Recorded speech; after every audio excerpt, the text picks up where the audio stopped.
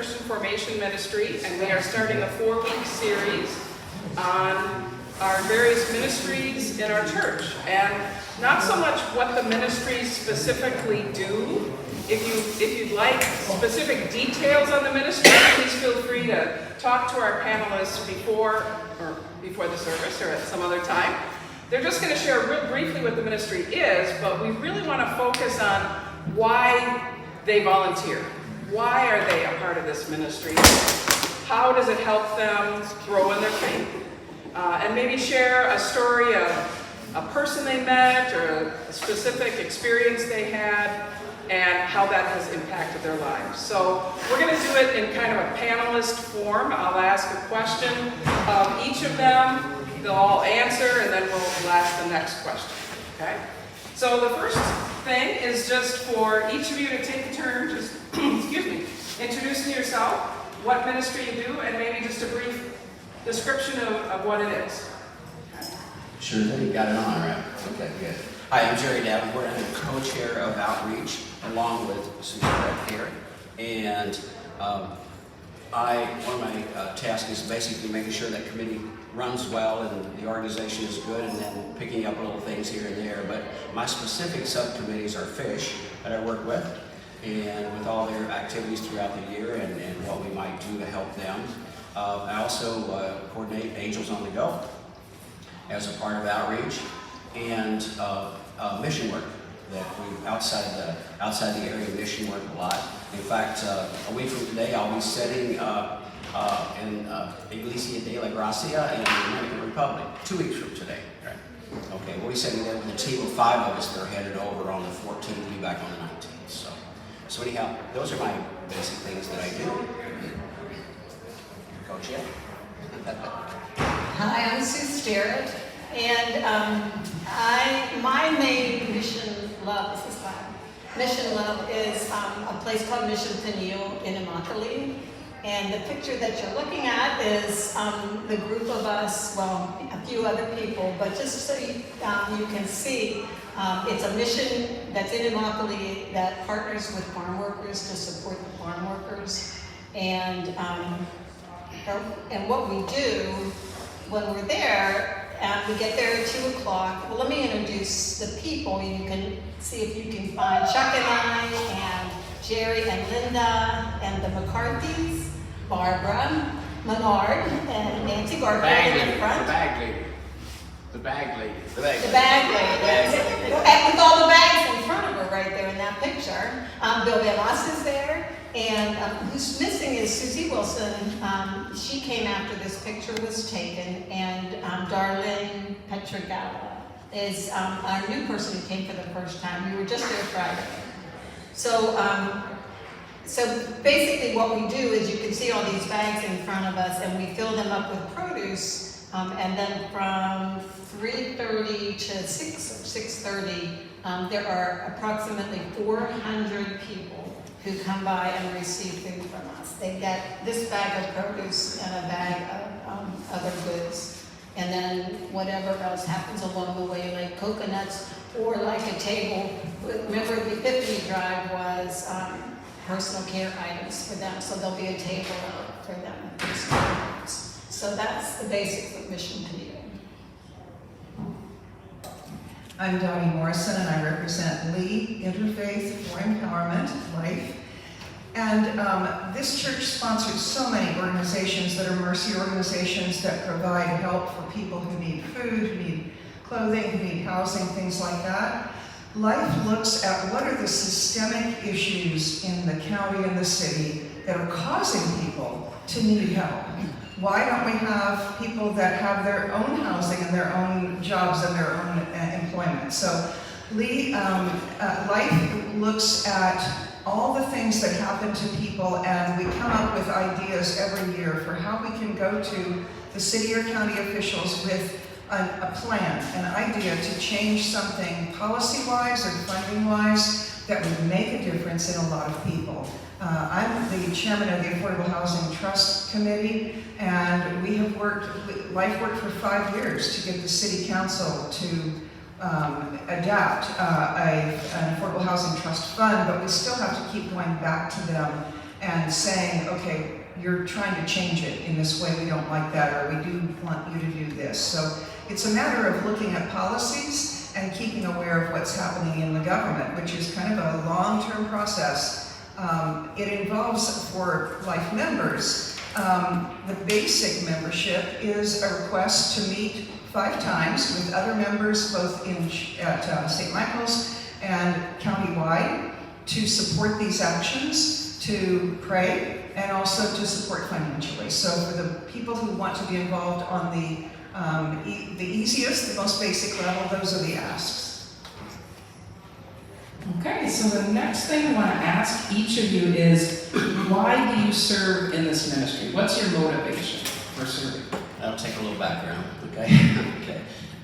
Anyhow, when I'm thinking about this, I'm thinking about, so what is outreach and where does it come to us from? And I think probably just from birth with parents and then on through the way with, with your mentors and parents and the people you experience on through. And so from early on, as you can tell from my outfit, I like to be out in the field, okay? I'm not a big talker in a lot of ways, and I just like to be out there working. So that progressed on through, and I was an elementary school counselor, elementary and middle school, and we did so many life skill things with caring and giving and things like that.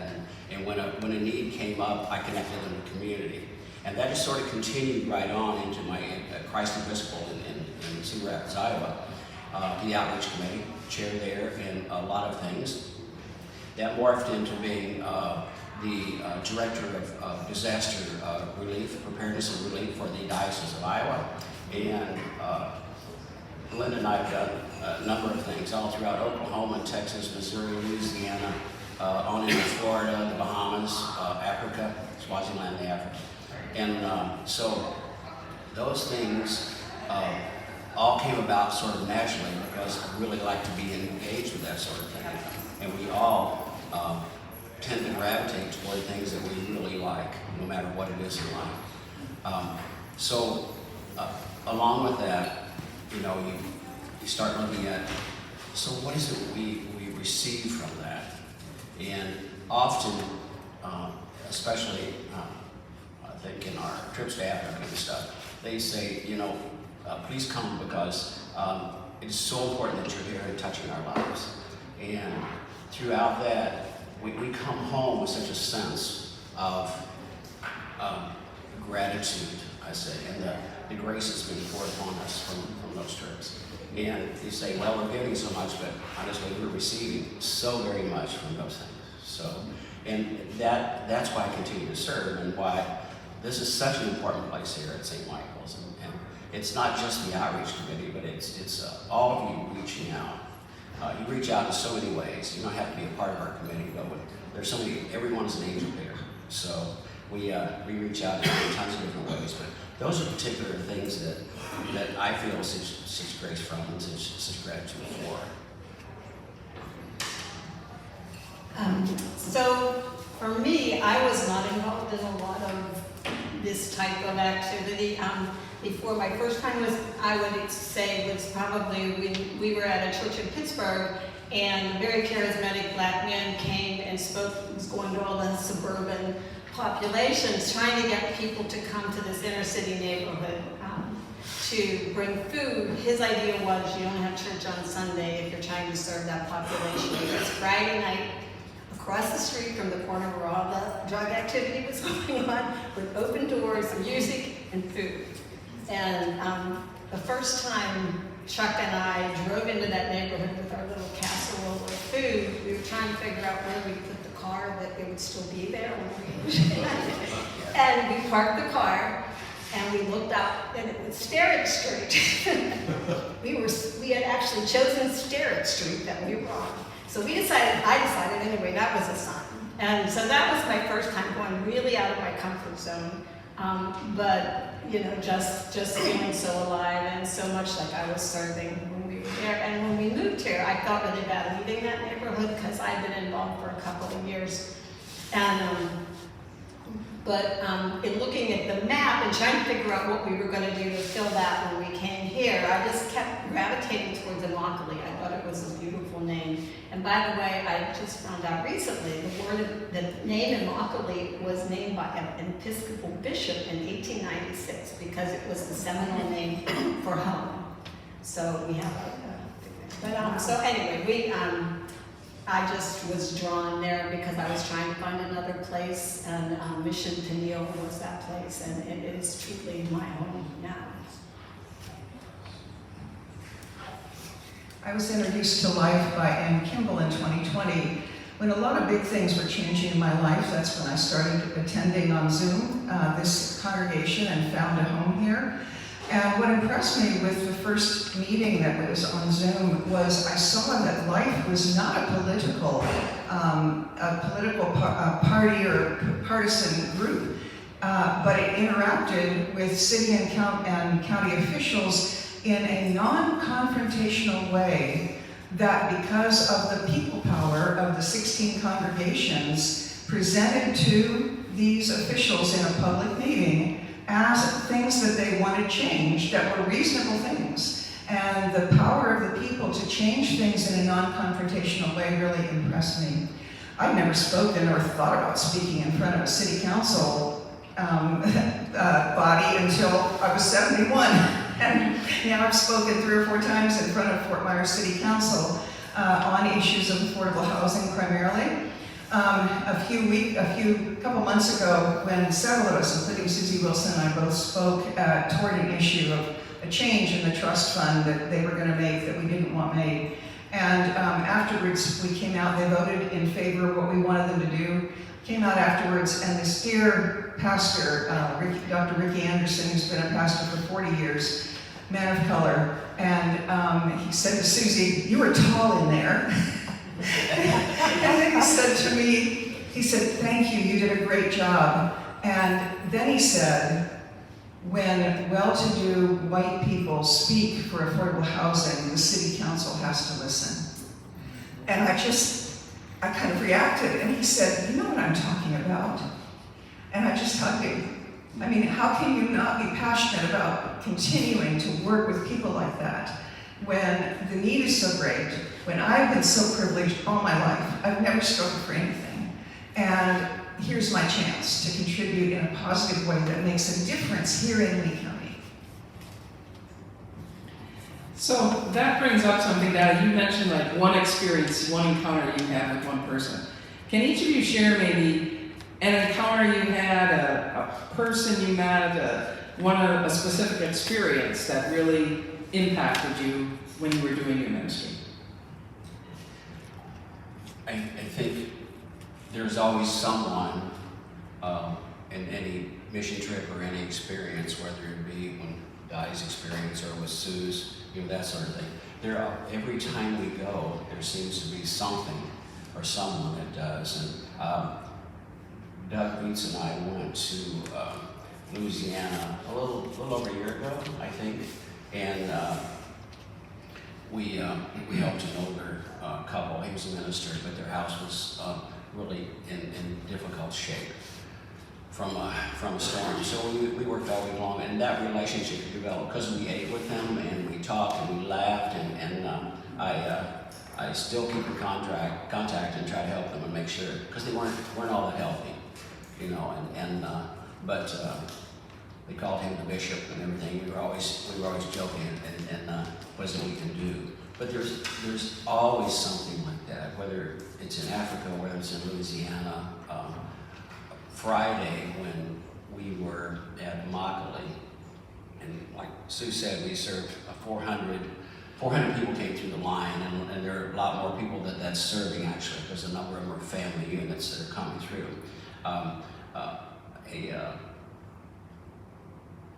A gentleman looked in and I'm sorry.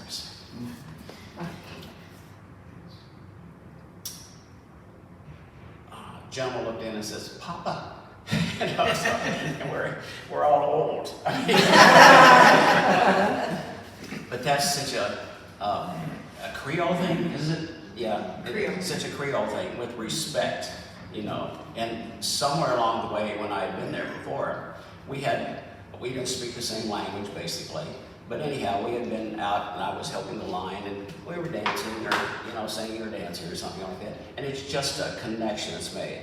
So I wear the diocesan shirt of one, because there comes a time when there's a time when you are in relationship, with people and you just become that one. And it was just a moment's flash, Papa, and it's such a matter of respect, and I have great respect for that person too. But always there's something happening, and I expect when we go in 2 weeks to the Dominican Republic, there are going to be those cases in which we're building those relationships, and it's so important. And it goes all throughout our outreach. You don't have to be in Africa or the Dominican Republic or Immokalee or whatever, but it's anywhere, just you're making those connections with people. And that's why this is such a great home, because there's so many people doing that, and there's such good feelings about those connections that we're making. And it draws us, and it will keep me going as long as this old heart can take, and going on those missions and doing those things. So. Well, one of the connections is our community. The group of us that have been going for years, every other month, and there's a term in my studies called community of practice. And we have become a community of practice because, and it's our time together, it's the stories we share. So that's part of really what I think what brings all of us is we just all feel this common bond to go help at Mission Peniel. The word Peniel means face of God. And Miguel, who's the pastor, will tell you that's why he named it Mission Peniel, because the face of God. And every time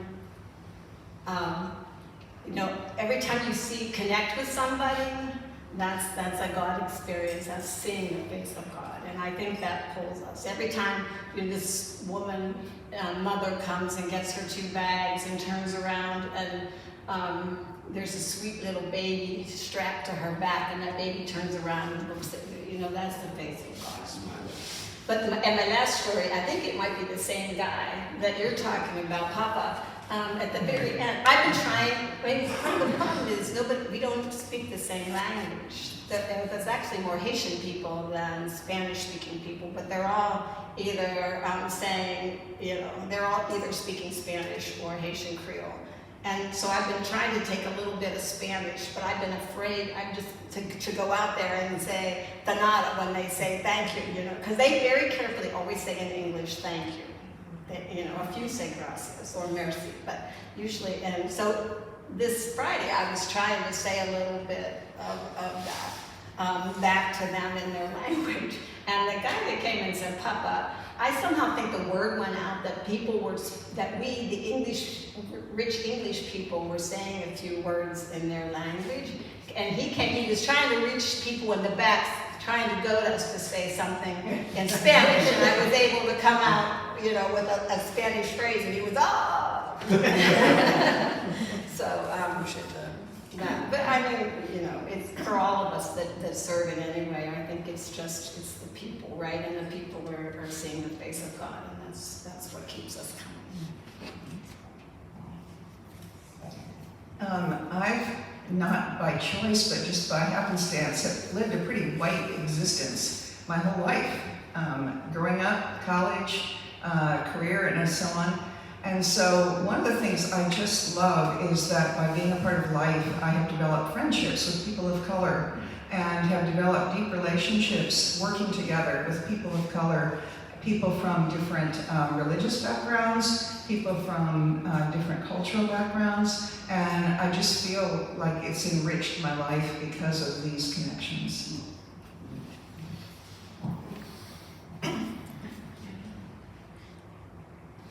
So you touched on this already. It's obviously a part of why you do your ministry, but how has serving helped you to grow in your faith? How do you connect your faith and what you do? I can start with that. Go ahead.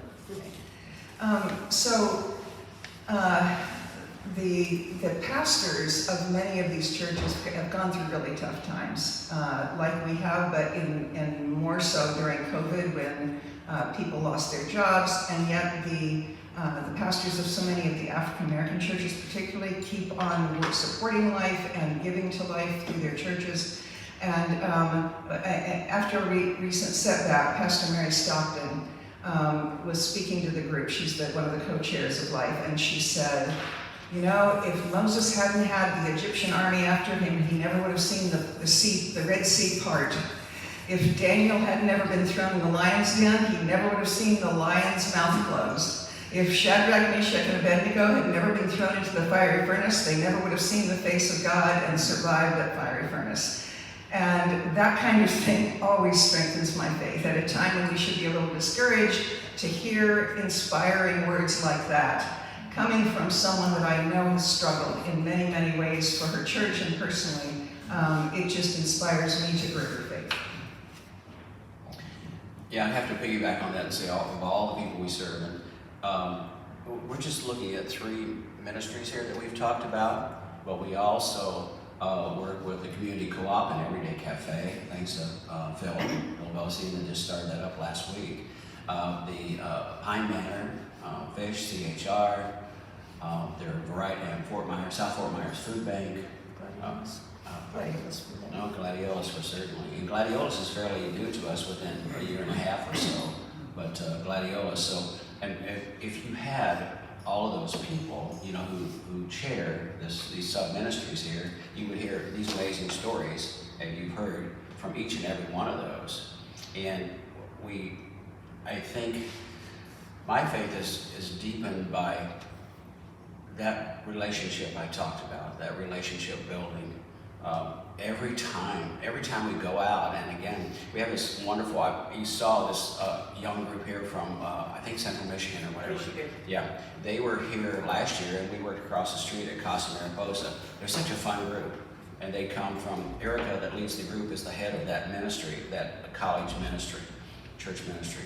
And so they had other choices to come, but they came back here to be this group because they work with Fish and they work with David Darling, SCCF, and we've helped the church out here too.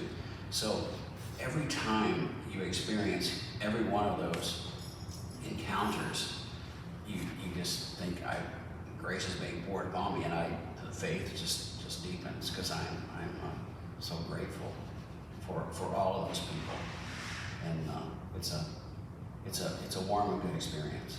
So St. Michael's would have been the place that I've always dreamed about landing, you know, in my later years and stuff like that. So I'm very grateful for that.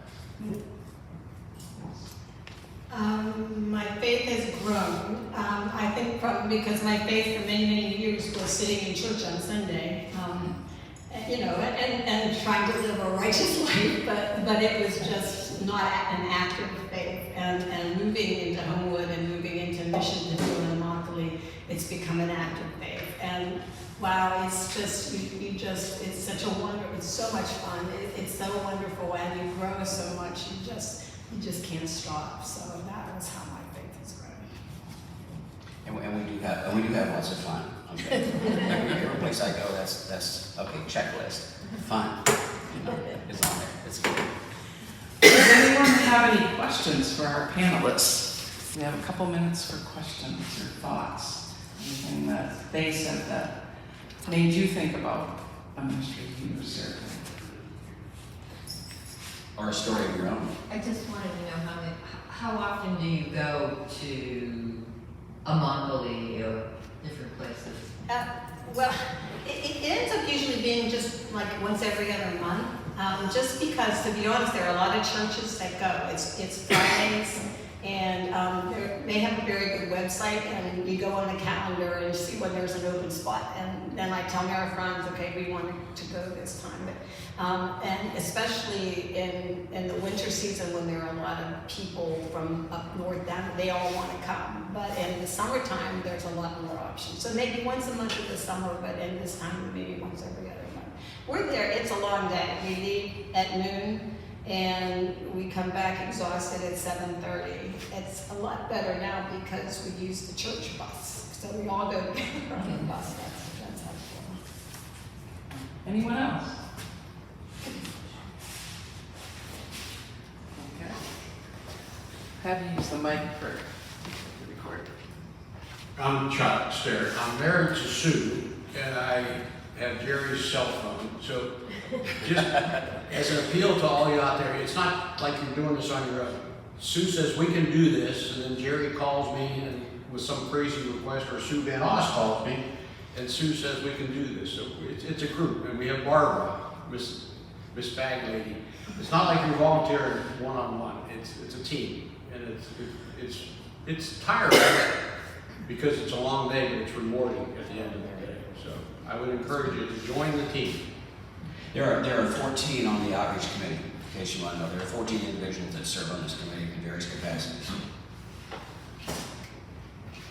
Dottie, I'm wondering if you say a little more about non-confrontational, positive change. I know personally, in my experience with people in the political world, is that there's an awful lot of rancor and division and conflict in that world. How is life's approach different than that? So my most recent personal experiences have been speaking for city council. And when we craft our 3-minute speeches, that's what the public is allowed, we always are careful to tell them what we think they're doing well in terms of what policies they've made that address our issue, and then say, this is the reason that we think that you need to do this. And we do it in we're trying to say, you are an elected official, you should do what's reasonable, not necessarily what's the best financial or the thing politically best, but what is the reasonable thing to care for people under your purview. In the Nehemiah Action, which is a big meeting that happens once a year where one specific thing is asked, I watched the first time when they were trying to get the Affordable Housing Trust Fund passed, and the moderator was saying to the mayor, will you go back to your city council and will you support passing this Affordable Housing Trust Fund? And he said, well, yes, I can do it, but, and then he had a but. And she just very calmly said, I understand, Mayor, that is a concern, but will you go back to the city council and will you support? And she just kept in a very calm voice every time saying, acknowledging what he was saying and then saying, but will you go back and support this? So even in the public meetings, it's never to embarrass an official, it's never to surprise them. They always know if they're going to be asked to do something. And then one-on-one, we have meetings. If we have a meeting with a group of city council people or the mayor, ahead of time, all of the people that are going to be in the room sit down and talk about what our goals are. There is one speaker only who asks the questions or presents the idea. The other people are there simply for support. If anyone has a question, they pass it to the assistant speaker, and no one else just jumps in and says anything. So the meetings with the city officials are carefully crafted so that we never make an enemy that we need later for support. And all this is done through training by a national organization called DART, Direct Action Research Training. Any kind of encounter with public officials are done in a very careful way to always be reasonable and to always be sure we're not creating an enemy. Well, we want, last comments. And one thing that we didn't talk about very much is that we also set aside money for international humanitarian and natural disaster relief across the world. So we have a nice program from ECW coming on March 11th, and talking about the Middle East crisis and specifically how the Episcopal Diocese of Jerusalem is engaged in that and what it covers and how we might be helpful. So those things are popping up all the time, and the committee is rather dynamic in that effect. Last year we supported Ukraine for the second time. Also the big wildfires in Hawaii. And so we're looking at all the time. It doesn't have to necessarily be offshore, but it has to be something that, you know, is a disaster humanitarian relief. Yeah, it's just another aspect. Sue, any last thoughts? Okay. Well, we certainly want to thank our 3 panelists. You all did a great job kicking off our series and really getting at the why. Why do you volunteer? Why is outreach important? So thank you very much. Next week, we're going to have 4 panelists talking about worship and prayer, the various ministries. We'll have Anne-Marie talking about choir. A couple of those have changed, the names on your sheet have changed. Oh, so the names on my sheet have You changed. could mention the ministries, but it's a moving target in terms of the presentation. Okay, so there'll be people up here talking about worship and prayer. So, thank you all very much for coming. So hang on 1 second. As long as you have a captive audience here, we have a couple of minutes. Can you just talk a little bit about the Tuesday program and what's going to be happening with that, and just let people know about that? It's something new, and this is a good group to just kind of get the word out about that. Sure, so we met with the school officials. Obviously everyone knows the traffic problem. It's really a problem for the school kids trying to get off island. Imagine a parent with 3 kids in the car sitting out there for 2.5, 3 hours. So we have partnered with the city, the school, and we are going to be offering Tuesdays SOS. One of the moms called it Save Our Sanity. So from 2:30 to 7, the church will be open. We'll have rooms for homework, rooms for playtime, rooms for parents to continue to work. So they can just come here instead of sitting out on Periwinkle. And then we're going to serve a free meal. And then they can head off at 7 or whatever and get off island and not be sitting in their car that long. So the response has been just unbelievable. The Sanibel School posted it yesterday on their Facebook page, and the responses, I mean, people are saying, what a community St. Michael's is. This is amazing. This is what a church should be. What a way this church supports our community. I mean, I was floored last night. It was like response. Well, and that's what St. Michael's is. We see a need, just like outreach, we see a need, and we just jumped in and did it. So we're going to do it for the next 12 weeks. So we just need hosts to come and just hang out. What time is it? Well, it's from 2:30 to 7, but some of the families will be coming like after the after-school programs. Like they have music until 3:30. So the church will just we'll have at least one host here. We'll have dinner from 5 to 5:30.